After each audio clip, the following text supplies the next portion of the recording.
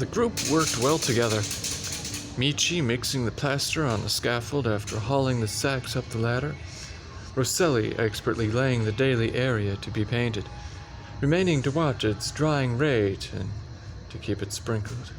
Even Jacopo worked hard to copy the cartoon colors into the designs that Bugiardini had outlined with an ivory stick. After the paint had had time to oxidize and dry, Michelangelo returned alone to study the result. The seventh of the vault completed, he was able to see what the entire ceiling would be like when they had frescoed the rest. The Pope's objective would be accomplished. No one would be disturbed any more by the projecting spandrels, loomingly empty lunettes, or the broken-up vault with its monotonous circles of gold stars. The apostles, on their thrones, the thousands of square feet of brightly colored designs would conceal and divert. But what about the quality of the work? It was in the marrow of his bones to create only the finest he could produce, to create far beyond his abilities, because he could be content with nothing that was not new, fresh, different, a palpable extension of the whole of the art. He had never compromised with quality. His integrity as a man and an artist was the rock on which his life was built. If he split that rock by indifference, by giving less than the exhausting best of himself, if he were content merely to get by, what was left of him? He could have done the bronze statue of Pope Julius twice as fast as he had been satisfied with a merely adequate statue. No one could have criticized him, since bronze was not his trade, and the commission had been forced upon him. But he had spent energy-draining months determined that his work must bring honor upon himself and his family and all artists. Had he been willing or able to do an immediately conceivable bronze of Julius, it would perhaps be easier now to do this conceivable ceiling fresco.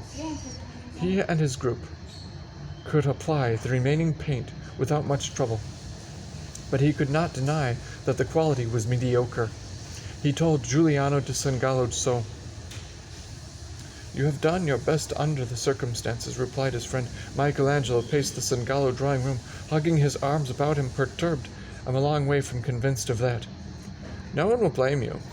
The Pope gave you a job, and you did as you were told. Who could do otherwise? Me. If I walk away from the ceiling as it is, I'll despise myself. Why must you take things so hard? If there is one thing I know for sure, it's that. When I hold a hammer and chisel in my hands and start that go, I need my full assurance that I can do no wrong. I need my complete self-respect. Once let me know that I can be content with inferior work." These were agony in his voice, a pleading with Sangallo to affirm this concept. "And as an artist, I'm through."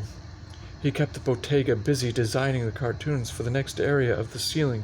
He said nothing of this dilemma, yet a crisis was impending. He could not take the studio up to the top of the scaffold and cover another area with paint, which he knew would not remain. They were only 10 days away from blowing up the next cartoons to full size. He would have to reach a decision. He was temporarily spared by the advent of Christmas. The Rome celebration, starting considerably in advance, gave him a reason to suspend work without revealing the turmoil going on with him. The studio was overjoyed at the vacation. He received a note from Cardinal Giovanni. Would Michelangelo join them for dinner on Christmas Day? This was the first word he had heard from Giovanni since his monumental battle with the Pope. He bought himself a handsome brown woolen shirt, the first in several years, a pair of matching horse and hose and cloak, and a cloak of beige camlet that lightened the color of his amber eyes. He went to Mass at San Lorenzo in Damaso, where his Christmas spirit was shattered at seeing the church so forlorn, now that it was stripped of its glorious stone columns. A groom with Florentine lilies embroidered on his livery admitted him to Cardinal Giovanni's palace on the Via Ripetta. As he passed through the spacious entrance hall with its majestic stairway, and then a drawing room and music room, he was able to perceive how greatly Cardinal Giovanni had profited from his benefices. There were new paintings on the walls, ancient sculptures from Asia Minor on pedestals, cabinets of antique coins, carved gems. He moved slowly, studying the recent acquisitions, marveling that of his father's formidable genius, Giovanni should have inherited only this one facet, flawless good taste in the arts. He came up sharp at the entrance to the smaller of the drawing rooms. There, sitting before a log fire, her hands extended to the flames, and high color in her alabaster cheeks, sat Contessina. She looked up. Michelangelo! Contessina! Cum va? No se mal. As the Centeniano stonecutter says, I don't have to ask how you are. You look beautiful. The color mounted higher in her cheeks. You've never said that before, but I've always thought it. She rose, came close to him. Her scent was the one she had used as a child in the Medici palace. Nostalgia for those happy years swept over him. You are a deep part of me, from the days when my life began in the sculpture garden. Her eyes filled with pain and joy in equal measure. As you have always been a part of me. He became aware of the others around them, changed his tone. Luigi and Niccolo, they are well. They are here with me. And Rodolphe, no. Then you are not staying. Giovanni has taken me to see the Pope.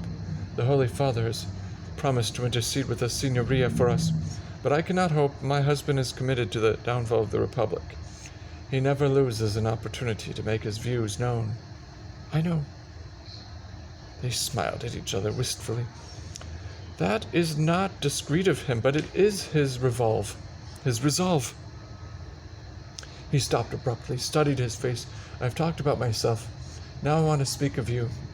He shrugged his shoulders. I fight, but always I lose. The work does not go well. Not yet. It will. Are you sure? I'll put my hand in fire. She held her hand out toward him as though it were already in the searing heat of the flames. He longed to take it in his own, if only for a moment. Then she threw back her head in laughter in the drastic Tuscan phrase of affirmation. Now their laughter joined together, seized each other, and held close, harmoniously intertwined. Through each other's fabric and substance, this too, he knew, was a kind of possessing, rare, beautiful, and sacred. The Campagna Romana was not Tuscany. It did not fill him with an all-absolving lyrical grace, but it had power and history, the flat, fertile plains rolling for miles, traversed by the remains of Roman aqueducts that had brought clean water down from the hills, Hadrian's villa where the emperor had recreated the glory of Greece and Asia Minor, and where Michelangelo watched the excavators unearth marbles that went back to the generations of Pericles. Tivoli, with its majestic waterfalls, favorite holiday village for the Romans of the empire. The Castelli Romani, a series of towns located on the lava and tufa slopes of the volcanic Alban hills, each village on its separate peak and a series of peaks surrounding an enormous crater, with other ranges, covered by dark green forests, rolling back sculpturally as did the mountains beyond Settignano. Frascati, Tusculum, higher into the hills, where he wandered among the ruins of Cicero's villa. The amphitheater, forum, buried temple, the hills dotted with tiny stone villages whose origins were lost in obscure ages of history. Before the Romans, before the Etruscans, the temple of Fortunato Preneste, whose walls included an entire village with a cave of destiny and crypts that dated from who knew what distant age of man. He walked deeper and deeper into the past, circling the enormous rim of the volcano, coming across carved building stones that had been spilled over the ground like milk, beneath which lay ancient settlements. Each night he stopped at a tiny inn or knocked on the door of a contadino family to buy his supper and space on a bed to rest, gripping the magnificent mountains between his legs. The irresilient tufa beneath his feet, filled with the delicious pulsating fatigue that beat up from his soles and ankles and calves and knees and thighs into his groin. The deeper he penetrated into the eon-old past of the volcanic hills and civilizations, the clearer his own problem became for him. His helpers would have to go. Many marble masters had permitted their apprentices and assistants to hew the marble block to within a safe margin of the central figure. But he had to hammer of the corners, mask the edges, work the 4 flat sides, remove every last crystal himself. He did not have the nature of a Ghirlandaio, able to do the main figures and focal scenes, allow the bottega to do the rest. He had to work alone. He paid no attention to passing time. The days seemed so infinitesimal among the last lost ages of the lava rock. In lieu of time, he was conscious of space, trying to fit himself into the core of the Sistine Vault as he had into the center of the Duccio block, so that he would know its weight and mass, grasp what it might hold and what might break off in imbalance. He had cleared the fields, plowed, seeded, stood with his head in the sun and the rain. Nothing showed. The thin, bright green miracle announcing the beginning of the new life remained below the surface of his mind. On New Year's Eve morning, with his country host celebrating the first day of the year of our Lord, 1509, he left their stone hut in the mountains, mounted higher and higher along the sheep trail until he came to the summit. The air was sharp, clear, and cold. As he stood on the peak, muffler wound around his mouth to keep his teeth from freezing. The sun came up behind him, over the most distant range to which his eye could travel. As the sun rose in the sky, the Campagna plains came to life in pale pinks and tawny browns. In the distance stood Rome, sparklingly clear. Beyond and to the south lay the Tyrrhenian Sea, pastel green under a brittle blue winter sky. The whole landscape was flooded with luminosity. Forests, the descending ranges beneath him, the hills, towns, the fertile plains, the somnolent farms, the stone-pile villages, the mountain and sea roads leading to Rome, a ship on the ocean. Reverentially, he thought, what a magnificent artist was God when he created the universe, sculptor, architect, painter. He who originally conceived space filled it with his wonders. Remember the lines from the beginning of Genesis. God, at the beginning of time, created heaven and earth. Earth was still an empty waste, and darkness hung over the deep. Then God said, let there be light. God said, too, let a solid vault arise amid the waters, a vault by which God would separate the waters which were beneath it from the waters above it. This vault God called the sky. Vault, God too had been faced with the need to create within a vault. And what had he created? Not merely the sun and moon and heavens of the sky, but a whole teeming world below it. Sentences, phrases, images flooded his mind from the book of Genesis. God said, let the waters below the vault collect in one place to make dry land appear. The dry land God called earth, and the water where it had collected he called the sea. Let the earth, he said, yield grasses that grow and seed. God said, let the waters produce moving things and winged things that fly above the earth under the sky's vault. And God said, let us make man wearing our own image and likeness. Let us put him in command of the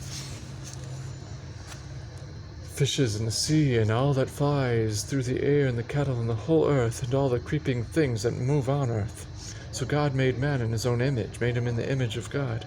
Man and woman both, he created them. And Michelangelo knew just as clearly as he had known anything in his life that nothing would suffice for his vault but Genesis itself, a recreation of the universe. What nobler work of art could there be than God's creating of the sun and moon, the water and the earth, the evolving of man, of woman? He would create the world on that Sistine ceiling as though it were being created for the first time. There was a theme to conquer that vault, the only one that could so overwhelm it that all of its ugliness and clumsy architecture would vanish as though it never existed, and in its place would come the glory of God's architecture.